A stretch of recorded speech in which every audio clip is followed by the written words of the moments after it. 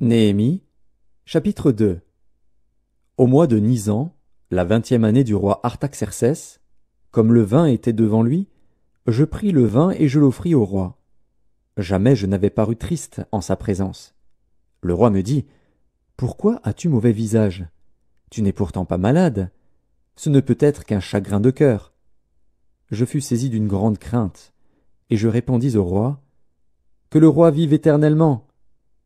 Comment n'aurais-je pas mauvais visage, lorsque la ville où sont les sépulcres de mes pères est détruite et que ses portes sont consumées par le feu? » Et le roi me dit, « Que demandes-tu? » Je priai le Dieu des cieux, et je répondis au roi, « Si le roi le trouve bon, et si ton serviteur lui est agréable, envoie-moi en Juda, vers la ville des sépulcres de mes pères, pour que je la rebâtisse. » Le roi, auprès duquel la reine était assise, me dit alors, « Combien ton voyage durera-t-il, et quand seras-tu de retour? » Il plut au roi de me laisser partir, et je lui fixai un temps.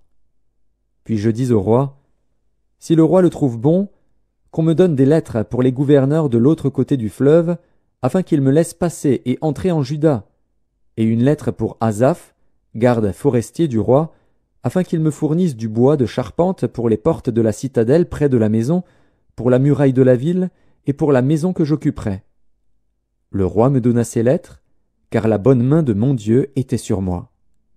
Je me rendis auprès des gouverneurs de l'autre côté du fleuve, et je leur remis les lettres du roi, qui m'avaient fait accompagner par des chefs de l'armée et par des cavaliers. Sanballat, le Horonite, et Tobija, le serviteur ammonite, l'ayant appris, eurent un grand déplaisir de ce qu'il venait un homme pour chercher le bien des enfants d'Israël. J'arrivai à Jérusalem, et j'y passai 3 jours.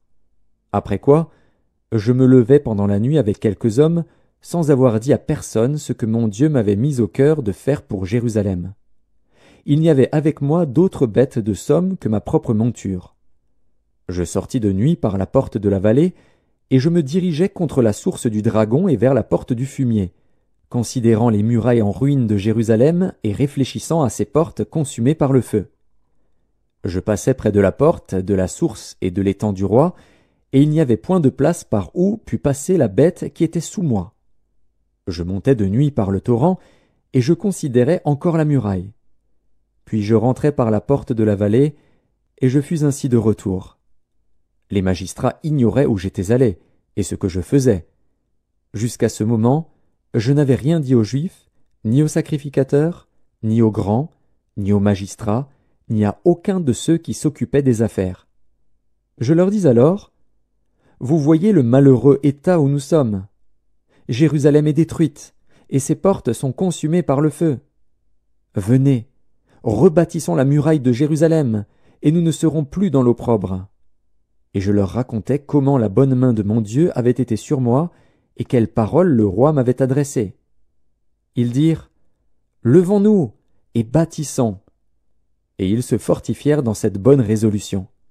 Sanballat, le Horonite, Tobija, le serviteur ammonite, et Geshem, l'arabe, en ayant été informés, se moquèrent de nous et nous méprisèrent. Ils dirent, « Que faites-vous là? Vous révoltez-vous contre le roi? » Et je leur fis cette réponse, « Le Dieu des cieux nous donnera le succès. Nous, ses serviteurs, nous nous lèverons et nous bâtirons.